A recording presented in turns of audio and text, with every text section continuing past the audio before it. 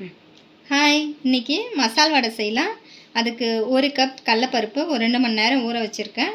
Medium size ஒரு 2 வெங்காயம் நல்லா பொடி பொடியாக கட் பண்ணிக்கிட்டேன்.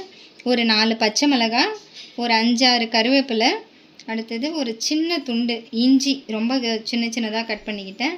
ஒரு 1/4 ஸ்பூன் பெருங்காயத்தூள், 1 ஸ்பூன் சோம்பு. இப்போ கடலப்பருப்பை நல்லா தண்ணியை நல்லா வடிச்சிட்டு இதில் நல்லா கொஞ்சம் கொரன்னு அரைச்சிக்கணும். ரொம்ப பேஸ்ட்டாக அரைச்சிடக்கூடாது, ரொம்ப பருப்பு தெரிகிற மாதிரி இருக்கக்கூடாது. லைட்டாக பருப்பு தெரிஞ்சால் போதும். அப்போ தான் நல்லா கிறிஸ்பியாக நல்லாயிருக்கும். இப்போ கடலப்பருப்பை நல்லா அரைச்சாச்சு.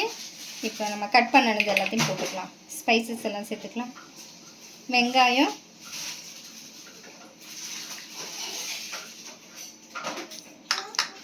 பச்சை மிளகாய், பெருங்காயத்தூள், சோம்பு, இஞ்சி, கருவேப்பிலை.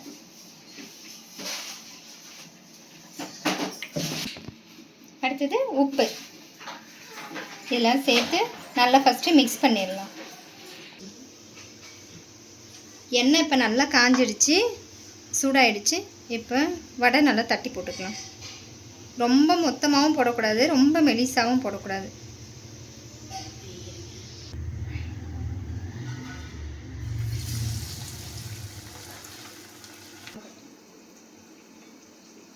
இந்த சைஸ் இருந்தால் போதும். நல்லா பால் மாதிரி உருட்டிட்டு ரொம்ப மொத்தமாக இருக்கக்கூடாது வடை. இப்படி லேசாக 2 கையால் இப்படி ப்ரெஸ் பண்ணுங்க. இந்த மொத்தம் போதும்.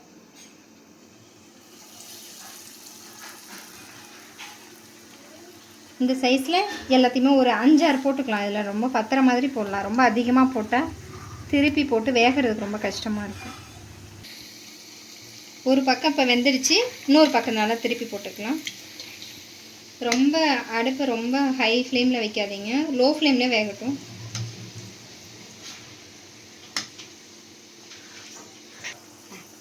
இப்போ 2 பக்கமும் நல்லா வெந்துடுச்சு.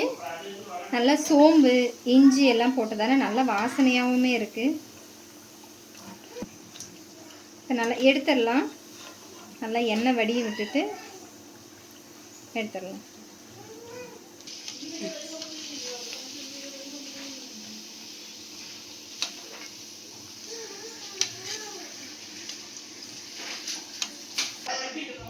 இப்போ இதே மாதிரி மிச்சம் இருக்கிற மாவையும் போட்டுடலாம்.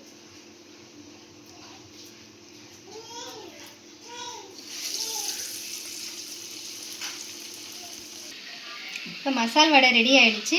நீங்கள் இந்த மாதிரி செஞ்சு பார்த்துட்டு கமெண்ட்டில் சொல்லுங்கள். குழந்தைங்களுக்கு இந்த மாதிரி சண்டே டைமில் செஞ்சு கொடுத்து கெச்சப் வச்சு கொடுத்தா குழந்தைங்களுக்கு ரொம்ப பிடிக்கும். ட்ரை பண்ணி பாருங்கள்.